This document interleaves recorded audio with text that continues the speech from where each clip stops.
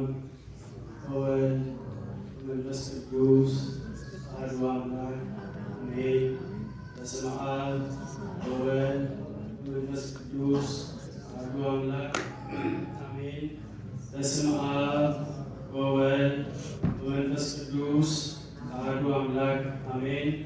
ክቡር አባታችን የጉባኤ ዝናባች አሜለ የደብራችን የደብረ ምሕረት ቅዱስ ሚካኤል ቤተክርስቲያን አስተዳዳሪ እንዲሁም ወሃዮና አካባቢው ሀገረ ስብከት የካህናት መምሪያ ኃላፊ ክቡር አረጋዊ አባታችን በኩረት ጉባኤ ቀሲስ አስራት እጅጉ የደብራችን የደብረ ምሕረት አገልጋይ ዲያቆናት፣ ወንድሞች፣ እናቶች፣ አባቶች፣ እህቶች፣ ሕፃናት ጭምር በወደደንና ባፈቀረን ሳይገባን በእድሜያችን ላይ የንስሐ ዕድሜ ጨምሮ በሰጠን በአምላካችን በመድኃኒታችን በኢየሱስ ክርስቶስ ፍጹም ሰላም እንደምን አደራችሁ? እንደምን ሰነበታችሁ? እንደምን ቆያችሁ? አሜን። ቸርነቱ የማያልቅበት እንደ በደላችን እንደ ኃጢአታችን ያላጠፋን ሁላችንም ከያለንበት ሰብስቦ ለጸሎት፣ ለምስጋና፣ ለልመና፣ ለተማጽኖ በዚህ የሰበሰበን አባቶቻችን አምላክ እግዚአብሔር ስሙ ለዘላለም የተመሰገነ ይሁን። እናትነትን ከድንግልና ድንግልና ከእናትነት አስተባባሪ ያዘች አምላክ ወላዲተ አምላክ ድንግል ማርያም ስለማይነገር ስጦታዋ ምልጃዋ ዘወትር የተመሰገነች ትሁን።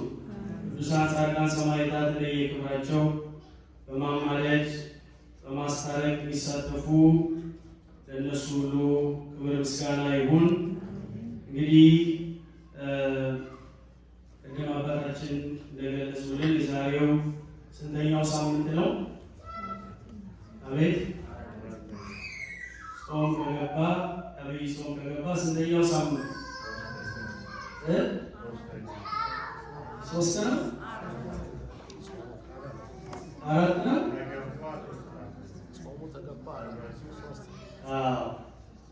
ከመጀመሪያው ጀምሮ አራተኛው ጾም ያለው ጾም ከገባ ግን ሶስተኛው። ግን በቅዱስ ያሬድ በኢትዮጵያው ሊቅ በቅዱስ ያሬድ አባታችን በጣም ልዩ ጥልቅ በሆነ ሚስጥር በነገረን በሚያስተምረን በቅዱስ ያሬድ አስያይም ይሄ አራተኛው ሳምንት ነው። ምንድነው የሚባለው? ተጻጉዕ ይባላል። የመጀመሪያው ሳምንት እንግዲህ እንደሰማችሁት ምንድን ነበር? ዘወረደ። በሱ ምንድን ነበር የተማርነው? ከሰማያ ሰማያት ወረደ ብለን ሙሉ ሳምንቱን ትህትና ከሰማያ ሰማያት ወርዶ ዝቅ ብሎ እና ያን ሳምንት በሙሉ በትህትና ስናሳይ ትህትና ስንማረክ። ሁለተኛው ደግሞ ምንድን ነበር? ቅድስት አንጽቶ ቀድሶ ለይቶ ወሰነ። ስለዚህ ቅድስና ንጽህና ስናደርግ እንድንቀር ማለት ሳምንቱ በሙሉ እንደዚህ የተሰራው ሰንበቱ። ሶስተኛው ደግሞ ምንድን ነበር? ሳምንት ምኩራብ ነው። ቤተክርስቲያንን ያጸናበት፣ ስርዓቷን ያጠነከረበት፣ እየገረፈ ያስወጣበት። አቤት በዚህ ዘመን ማር ቢሆን የሚቀራል ተጠራገን ነበር። የሚማር እንኳ አይኖር ሁሉም ተባባሪ ስለሆነ ማለት። ስለዚህ የቤተ ክርስቲያን ፍቅር በውስጣችን ተስሎ የሰማይ ልጆች አይችሏትም የተባለች ያን እያሰብን የቤተ ክርስቲያን ፍቅር እየወደድ በትህትና እያገለገል የምንቀጥልበት። ይሄኛው ሳምንት ደግሞ መጻጉዕ ይባላል። መጻጉዕ ማለት ማለት በሽተኛ በጣም በሚገርም ሁኔታ ከበሽታው ጽናት የተነሳ ቀኑ በስሙ የተሰየመለት እና የዚህ ትምህርት ዓላማ ዕለቱን ቅድም አባታችን ያሉት የተነበበውን መግለጽ እና መጻጉዕ እንደ ሁሉም በየዓመቱ እየተማረ ነው አዝነንለት ነው እንዴ ራሳችንን መጻጉዕ አስቀምጠን እንድናየው የተወሰኑ ነገሮችን ነው የምንነጋገረው። አምላካችን ጥበቡን ሚስጥሩን ይግለጽልን። ለሊዲያ ለሁላችንም ደግሞ የምናስተውልበትን ልቦና ያድርግልን። መጽሐፍ ቅዱሱ ላይ ከመምጣቴ በፊት እዛ ቅድም አባቶቻችን መዝሙር ዘመጻጉዕ የሚለው ሲያዘሩ ሰምታችኋል። ሁሉንም ጠቅልሎ የያዘ ነው። በቃ በጣም የሚገርም ሚስጥር በግዕዝ ስለሚሉት አንድ ሰባኪ በሌላ ጊዜ ግዕዝ ስለማሰሙ ነው እንጂ በጣም ብዙ ነገሮች አሉና ያማ ቢባል ፈጥታችሁ ትሄዱ ነበር እና ቅዱሳት ቅዱሳን ሲባል ማለት ነው ቅዱስ የሆነ ሥጋው ደግሞ ይቀበል የሚለው ሲያብራራ ማለት። ስለዚህ ግዕዙ ስለሆነ እንጂ ከስር በአማርኛ ደግሞ ዛሬ ቤተክርስቲያናችን ሰፍታለች። የውጭ ዜጎችን ተቀላቅለውናል ሮበርት ሌሎች። ስለዚህ እነሱም ደግሞ እንዲሰሙ ደግሞ በእንግሊዝኛም ጭምር ተቀምጡ። ስለዚህ ቤተክርስቲያን ሙሉ ነች ማለት ነው እና ምን ይላል አማርኛውን አንብብላችሁ። የአዳም ፈጣሪ ለዕረፍት ሰንበት ሰራ፣ አይሁድ ይህንን በማን ስልጣን ታደርጋለህ ብለው ጠየቁት። ኢየሱስም እኔ እሰራለሁ እናንተም ስራዬን እመኑ፣ የሰንበት ጌታ እኔ ነኝ አላቸው። የሰንበት ጌታዋ ወልድ ዋህድ ነው አላቸው። በምድር ላይ ኃጢአትን እተው ወይም ይቅር ዘንድ ስልጣን አለኝ፣ ነፃነት እሰብክ ዘንድ የዕውራንን ዓይን አበራ ዘንድ አባቴ ላከኝ አላቸው።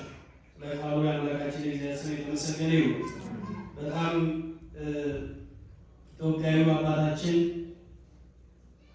ቅዱስ ያሬድ ተርጓሚ ነው፣ ሰባኪ ነው፣ ጸሐፊ ነው፣ ተመራማሪ ነው። እንዲህ አይነት ጥልቅ ነገሮችን አንድም ተቀይሮ የሚሰራ ነገር የለም። ያኔ የተሰራ ስራ ጥበብ መንፈሳዊ ገልጾለት ከዚህ በፊት ነገር ያቸዋለሁ። አባ ገብረ ኪዳን ደግሞ ሲያስተምሩ በየሁሉም በኢትዮጵያ በሙሉ ሱባኤ የተጀመረው ምንድን ነው? ምህላ የተጀመረው ቅዱስ ያሬድን ይሄ ከላይ መጣ ዜማ አልቀበል ብለው እና መድኃኒዓለም ኢየሱስ ክርስቶስ በዕለተ ስቅለት በዕለቱ እንደተሰቀለ ሆኖ ሰባተኛው ቀን ላይ ተገልጾላቸዋል። እኔ ሱባኤ እንደሚያዝ ነበር የነገርኳቸው እና እንትን ሲሉት በዕለቱ እውነት ለመሆኑ ለመቀበል እንዲለው ነበር። አካባቢያቸው ነው፣ አብሮ የተወለደ ነው። እዚህ የዕለተ ስቅለቱን መልክ ይዞ ተገለጸላችሁ፣ ሁሉም እያዩት። እዚህ አክሱም በየዓመቱ በየወሩ ከ1 እስከ 7 ሱባኤ ይደረጋል እና በየሁሉም ቦታ ላይ ሆኗል፣ በየቦታው ሆኗል እና ይሄ ምስጢር የተገለጸለት ቅዱስ አባት ነው፣ ልዩ አባት ነው ቅዱስ ያሬድ እና በሱ አማካኝነት ነው በዓመት ያለው 52ቱም ሳምንታት ስም አላቸው። 52 በዛ አማካኝነት ነው ዜማውም ቅዳሴውም ምኑም በታዘዘው መሰረት እዚህም ያለ ነው፣ አሜሪካ ያለ ነው፣ ገጠርም ያሉት የሚቀርሱ እና ይህንን በእውነት የዚች ቤተክርስቲያን አባል ያደረገን እግዚአብሔር ስሙ ለዘላለም የተመሰገነ ይሁን። እንድንጠቀምባትም ያለ በቀጥታ ወደ ትምህርታችን ስንመጣ ጌታችን መድኃኒታችን ኢየሱስ ክርስቶስ በዚህ ዕለት ድውይ ፈውሷል፣ ወባጣ አቅንቷል፣ በሽተኞችን የፈወሰበት ያዳነበት ስለ ማዳኑ የሚነገርበት ነው። ከመጀመሪያ ያቆሙ በመጀመሪያ ካነበበው መልእክት ጀምሮ ከቅዱስ ጳውሎስ ጀምሮ ያለውን ስታዩት ስለ ማዳን የስውር እንደተፈወሰ እንደዳነ እንዳወጡ እንደፈወሰ የተወሰኑት ከተፈወሱ በኋላ እንዳመሰገኑ እንደዛሬው ደግሞ እንዳታደለው እንደ መጻጉዕ አይነቱ ደግሞ ከተፈወሰ በኋላ ደግሞ በምስጋና ላይ ያለ እና ይህንን ታምራት የፈጸመበት ሳምንት የሚነሳበት መነሻው ዮሐንስ ወንጌል ምዕራፍ 5 ቁጥር 1 ላይ ያለው ነው። የተወሰነውን አነበዋለሁ። መጀመሪያ ከዚህ በኋላ የአይሁድ በዓል ነበረ።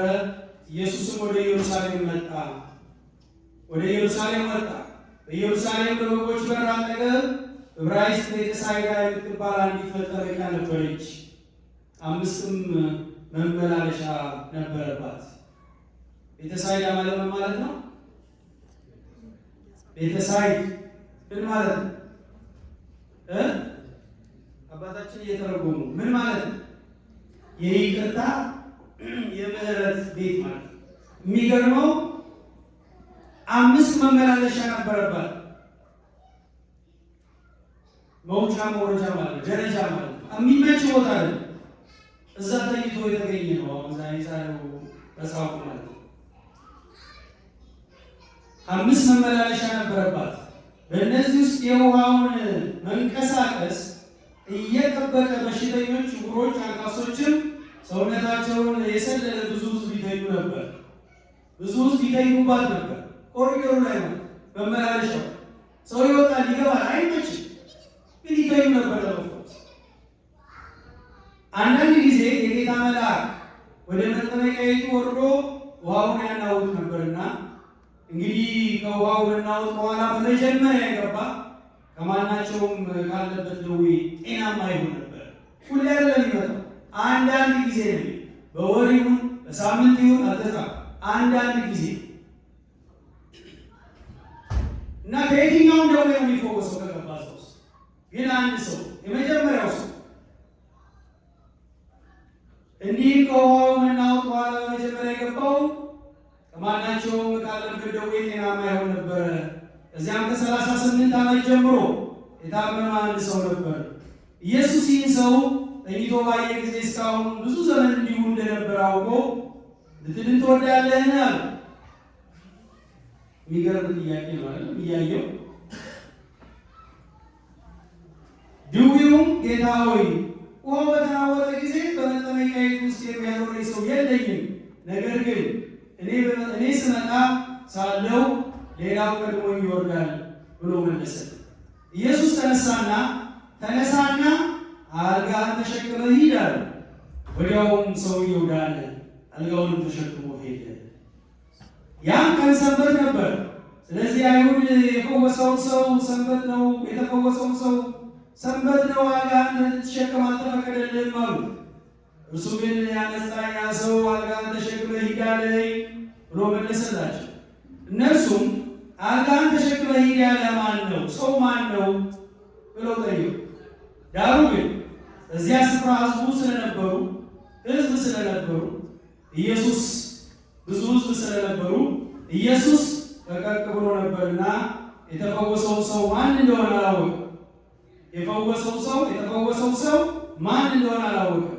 ከዚህ በኋላ ኢየሱስ በመቅደስ አገኘውና እነሆ ድነሃል፣ ከዚህ የሚብስ እንዳይደርስብህ ወደፊት ኃጢአት አትሥራ አለ። ሰውየው ሄዶ ያዳነው ኢየሱስ እንደሆነ ለአይሁድ ነገረ። ስለዚህም በሰንበት ይህን ስላደረገ አይሁድ ኢየሱስን ያሳድዱት ነበር፣ ሊገድሉትም ይፈልጉ ነበር። ኢየሱስ ግን አባቴ እስከዛሬ ይሠራል፣ እኔም ደግሞ እሠራለሁ ብሎ መለሰላቸው። ስለ ቃሉ አምላካችን እግዚአብሔር የተመሰገነ ይሁን። ሙሉውን ቤት አንብቡት። እኔ ንባቡን ስንለው እንዳያችሁት 38 ዓመት ሙሉ በአልጋ ላይ የነበረ ሰው ጌታ እድሜው ስንት ነው ሲመጣ? 33። ይሄ ሰው ጌታ ከመወለዱ በፊት ድዌ ነው፣ የታመመ ህመሙን ደግሞ ታውቋል። ብዙ ጊዜ ድዌ አይታወቅም፣ በተለያየ መንገድ ይመጣል። የዚህ ሰው ህመም ይታወቃል። ምንድን ነበር? መጨረሻ ላይ ጠቅሶታል። ለመተኛት አይፈቅድም። ነቃ ነው። ስለዛ ወደ ጥያቄ ነው ማለት ነው። ማቀርቀር የለም። ነቃ ቆንጠጥ ሙቀት የለም ነው ይሞቃል። ውጪ ደግሞ ስሙ ይጣል ያልተፈቀፈ ነው። ስለዚህ ይሄ ሰው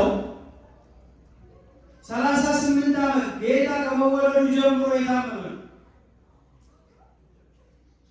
በዛ በመመላለሻ በማይመች ቦታ ላይ ያወራል። ሰው መጠመቂያ ነው ቦታ ሰው ይሄዳል ሊመላለስበት። በዛ ላይ እንግዲህ የሚደነቅበት ምክንያት አለ። ተስፋ ሳይቆርጥ በዛ ቦታ ላይ ተገኝቷል። በማይተኛበት ቦታ ተገኝቶ እየጠበቀ ብዙ ናቸው። የእሱ ግን 38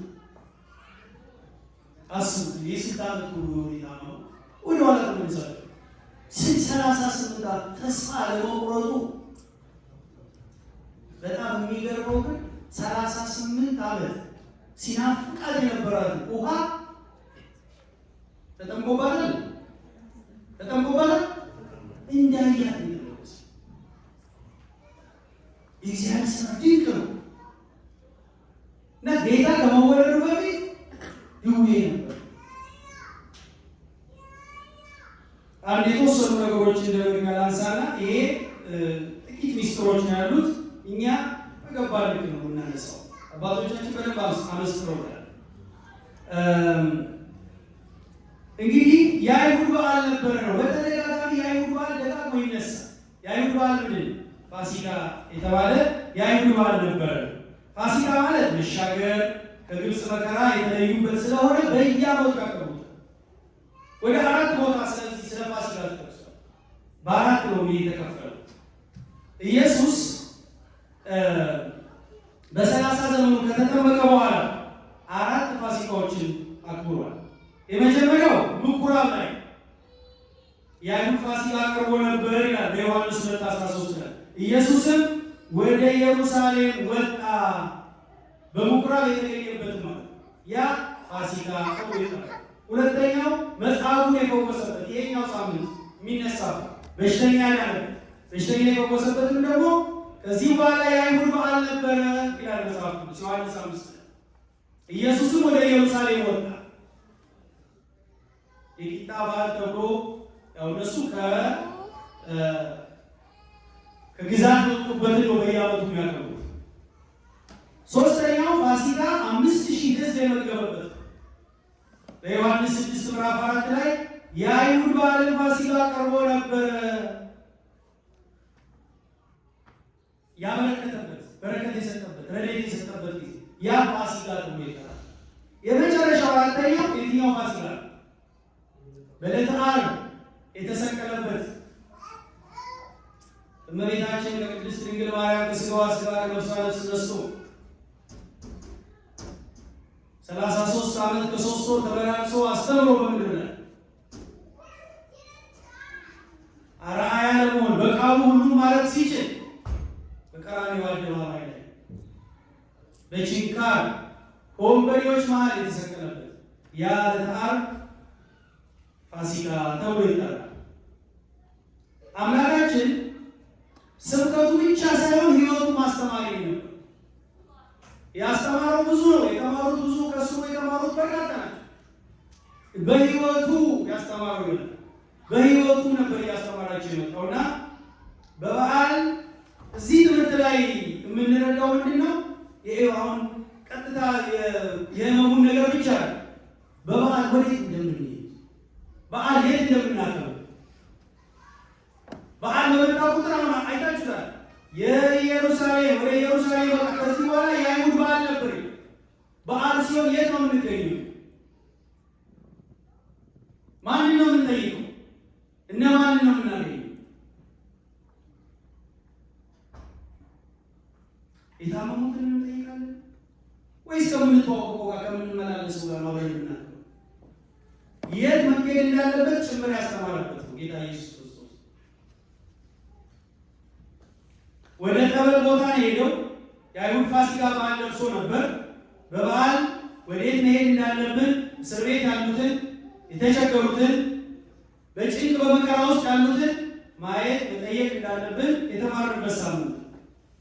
ትንቢተ አሞጽ ላይ ይላል በዓላችንን በተመለከተ አሁን በዓል እየቀረበ ስለሆነ ምዕራፍ 5 ቁጥር 21 ላይ ዓመት በዓላችሁን ጠልቼዋለሁ፣ ተጸይፌዋለሁ፣ የተቀደሰውን ጉባኤያችሁ ደስ አያሰኘኝም። በየቦታው የሚደረገው ጉባኤ ጌታን ያስደስታል። ቁጥር 22 ላይ የሚቃጠለው መስዋዕታችሁን የእህሉን ቁርባናችሁን ብታቀርቡልኝም እንኳን አልቀበሉም። ለምስጋና መስዋዕት የምታቀርቡልኝን የሰቡትን እንስሶች አልመለከትም። ይሄ ብቻ ነው የሚያቆመሰላችሁ። የዝማሬንም ጩኸት ከኔ ዘንድ አርቅ፣ የመሰንቆንም ዜማ አላዳምጥ። ዝማሬውን አይቀበሉ በአግባብና በስርዓት በዓላችሁ ለዩ ነው። በዓላችሁ በትክክል አድርጉ ነው። በዓል ራሱ ኢየሱስ ክርስቶስ እሱን ተቀብለን የምናሳልፈው በዓል፣ እሱን ለመቀበል የምናደርገው ዝግጅት ነው። በዓል በኢየሩሳሌም በበጎች በር አጠገብ ያለው ለመስዋዕትነት የሚቀርበው በግ መሟላት የሚገባው በዛ በኦሪቱ ብዙ ነገር ተዘርዝሯል። ሊሰሙት የሚቀርበው ማለት ነው። እዚህ ላይ የተጨው ማለት የአንድ ዓመት ጠቦት ወንድ የሆነ ቀንዱ ያልከረከረ ጥርሱ ምንድነው ያልዘረዘረ ጸጉሩ ያላረረ ንጹህ እንደዛም ነው ቀርቦ ማለት ቀበሉ።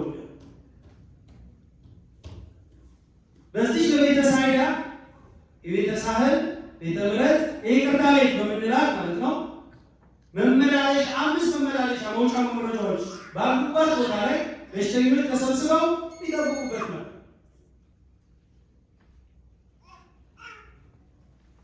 ደረጃ ላይ ምን አይነት እንቅልፍ ነው የሚወስድ? ሰው ቢወጣ የሚወርድበት ለጸበል ነው። ጉልበት ያላቸው የየሩ ጌታው ያለ እሱ መድኃኒው ያችን ብቻ ነበር። እሱ ጌታን የጠየቀውን ሰጥቷቸዋል። በጣም የሚገርመው መጽሐፍ ቅዱስ ላይ እንደዚሁ ግባና ተጠመቅ ሲባል እንዴ የዓለም ሰው ነበር። በመጽሐፈ ነገሥት ምዕራፍ 5 ላይ በዮርዳኖስ ወንዝ ንዕማን ከለምጹ ነው ላለመጠመቅ በጣም አንገራግሮ ነው። እንዴ ባጠገቤ ባቡናና ፋርፋ የሚባሉ ትልልቅ ወንዞች አሉ። ምንድነው እዚህ ውስጥ ሌላ መድኃኒት ካለ ስጠኛል። ግዴ ለ7 ጊዜ ይባልና ብቅ ጥልቅ በላል አላረገውም ማለት ይሄ ሲል ረዶቹ ናቸው። ምን አስጨነቀ? ሞክረዋል። ተመለሰና ምን ተሰቅ ሲገባ በሰባተኛው ለምጹ ድኖ ወጣ። ስርዓት አለ ማለት የመጠበቅ ስርዓት አለ ማለት አካሄድ አለው ማለት ጌታችን ለምንድን ነው በዛ ጊዜ አንድ ሰው ብቻ የፈወሰው? ለምን ራሱ ሳምንት ሁሉ ተሰይሞለት? ለምንድን ነው አንድ ንፉግ ስለሆነ ነው? ለምንድን ነው አንድ ሰው የፈወሰው? ለምንድን ነው አንድ ሰው ልክ መጥቶ ሲያማጣው አንድ ሰው የሚፈወሰው ነው? ለምን ሌሎቹ አይፈወሱ? የኢትዮጵያ ኦርቶዶክስ ተዋሕዶ አባል መሆን ጥቅሙ እዚህ ላይ በደንብ ለይት። ሌሎቹ ዛሬ በቃ ነው ትንሹ አንጨበረረው ምን ያደርገው ምንም በቃ ምግባር የሌለው ዛሬ ምንድነው ትንቢት ይናገራል። ታመን ይፈውሳል። በየቦታው ፈውስ ነው። በየቦታው ተሰብስቦ የሚደረገው ነገር የምታዩት ኢትዮጵያ ኦርቶዶክስ ተዋሕዶ ላይ ፈውስ የተለየ ስፍራ የለም። ምን ያህል ሰው ፈውሳል ተብሎ የተጠየቀ አንድም ካህን አንድም አባት የለም። ምን ያህል የታመመ ሰው ጠይቃል ተብሎ ጥያቄው ምንድን ነው? ራባችሁኛል፣ ታመም ጠይቃችሁኛል፣ ጠማ ጠጥታችሁኛል እንጂ አገራሽ ሙሉ ስላጠመቅ የተሰለፈ በእኛው ቤተክርስቲያን ተቀባይነት በሌለው መንገድ መስቀል መድኃኒዓለም ኢየሱስ ክርስቶስ የሞተበት እያለ ሌሎች ነገሮች ሲፈውሱ ያየ እንደ እምነትሽ ይደረግልሽ ይላል። አሁን እሱ ስላሉ ደስ አለና ግን ምንድን ነው ህዝቤ እውቀት በማጣት ጠፋ። እኛን የሚሄድ እነዛ ሰዎች ጋር ምን የተለየ የፈውስ የተለየ አካሄድ የተለየ ነገር የለው። ለምንድን ነው አንድ ሰው የፈወሰው? ሳያውቁት ነው እንጂ እነዛም እኮ ተፈውሰዋል። ድኖ ያ ሰውዬ ታሞ የነበረ ነው፣ አልጋ ላይ የነበረው ሲያው የእግዚአብሔርን ስራ አድንቀዋል። በጣም መጽሐፉ በጣም የሚመሰክርበት መንገድ 38 ዓመት አስብ። 2 ሳምንት 1 ሳምንት እኮ ደቀን ነው የምንነሳው የለም በጉንፋን መጽሐፉ በነገራችን ላይ የታመመው በኃጢአት በምን አወቅ ነው? ከዚህ የከፋ እንዳያገኝ ምን አለ? ደግመህ ምን አትስራ? ኃጢአት አትስራ። በኃጢአት የሚመጣ ደዌ ያለ ማለት ነው። ደዌው ሁሉ ግን በኃጢአት አለ እና አንድ ሰው አለ የፈወሰው። እሱ ሲፈውሰው ተሸክሞ ሲሄድ በጣም መጽሐፉ የሚደነቅበት ነገር 38 ድረስ እኛ ዛሬ ያየነው ጌታን አናውቀውም። 38 ዓመት ከተኛ ድምፁ መስማት ከራቀ ከምን በኋላ ሲነሳ ሲጠይቀው ምን ያለ ጌታ ሆይ ጌታ መሆኑን ራሱ መለየቱ።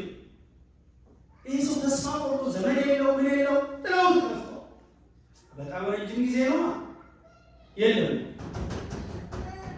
እና በጣም በሚገርም ሁኔታ መድኃኒዓለም ኢየሱስ ክርስቶስ ትምህርታችን የኦርቶዶክስ ነፍሳቸው ተፈውሳ እንደሆነ የሚጠቅስበት የቤተክርስቲያን ትምህርት ሕሙማነ ሥጋን በተአምራት ደዌ ያለባቸውን እንደዚህ ዓይን የሌላቸውን እግር የሌላቸውን በተአምራት ይፈውሳል። ሕሙማነ ነፍስን ደግሞ በምንድን ነበር ይፈውስ? በትምህርቱ ሲያስተምር ልባቸው ይቃጠል ነበር ይላል። የኤማሁስ መንገደኞችን አልሰማችኋቸው? አብሮት እየሄዱ ልባቸው ቅጥል ይል ነበር። ያወቁት ግን ቆርሶ ሲሰጣቸው ምን አይነት ትህትና ነው! የመድኃኒዓለም ኢየሱስ ክርስቶስ አብሮ እየሄደ አልሰማችሁም? ስለኔ አላላቸው በኢየሩሳሌም አልነበርክም እያሉት ለቀባሪ እያሉት ማለት የእኛም ፍጥረት ደግሞ አስቡት የሆነ ነገር ለመናገር እሱ ግን ያብራራ እዛም ሲል ተሰወረባቸው። ቆርሶ ተሰጣቸው ማለት ልባቸው ይቃጠል ነበር። ስለዚህ በትምህርቱ ሲያስተምር ለዚህ ነው ቃለ እግዚአብሔር በእንጀራ ብቻ አይኖርም የሚባለው። ቃለ እግዚአብሔር ስንማር ውስጣችን ይቃጠላል፣ ውስጣችን ይቀየራል፣ ይለወጣል። ለዚህ ነው ልዩ ትኩረት ይሰጥ የሚባለው። ከጤናው በላይ በጣም የሚገርመው ማለት ነው በኦርቶዶክስ ለምንድን ነው ይሄን ያህል ታዲያ እንደዚህ ተጋኖ ጥምቀት እየተባለ በዚህ መዛ የማይደረገው? የበፊት አባቶቻችን የሚያደርጉት እናውቃላችሁ። ጸበሉ ካፒላችሁ ነው የምትቀመጡ። ምናልባት የተለየ ድምፅ የሚያወጣ ካለ መስቀል ይዘው የሚቆሙ አሉ። ለማጥመቅ አይደለም ውስጥ የሚቆሙት የሚቆሙ አሉ። ደብረ ሊባኖስ ምትሄዱ የትም ትልልቅ ቦታዎች ላይ ዛሬ ግን ተጠርጣችሁ ነው በቃ ምትተው ነው በአደባባይ ነው። እና የሚገርመው ሁሉ ሰው እኮ እንዲፈወስ እኮ አልተፈቀደም። ሁሉ ሰው መዳን የለበትም። ለምን? ከጤናው በላይ ህመሙ የሚጠቅመው ሰው አለ። ይሄ በሕይወታችን ያየነው ከጤናው በላይ ህመሙ የሚጠቅማቸው ሰዎች እነዚህ መጽሐፍ ቅዱስ ላይ ያስቀምጧቸው። እግዚአብሔር ያውቃልና የመጣ ሁሉ ይድናል ይፈወሳል የሚል ትምህርት የለም በቤተክርስቲያን። ቅዱስ ጳውሎስ ከዚህ በፊትም ሰምታችኋል። ቅዱስ ጳውሎስ ሶስተኛ ሰማይ የደረሰ የስሉስ ቅዱስን ሲያመሰግኑ ያየ እጅግ ምርጥ የተባለ ልዩ ሰው እሱ በቀሚሱ ሰዎችን ይፈውሳል። እሱ ግን ምን ነበረበት? ምን ነበረበት? ይሄ ነገር እንደዚህ ነው እንደዚህ ነው ማለት ነው።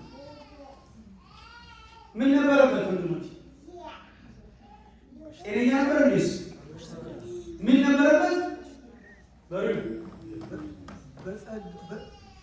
እግዚአብሔር ጸጋ የጌታችን ክርስቶስ ጸጋ ይፈልግ ነበር። ራሱ በሽተኛ ነበር። ራሱ ጸጋ ይፈልግ ነበር። እሱ ልክ ነው። ግን ቅዱስ ጳውሎስ ምን ያመን ነበረበት? ራስ ምታት ነበረበት። የሆድ በሽታ ነበረበት። አስቡት ብላችሁ በሽታው በሙሉ ለማንስታችሁ ያሰብ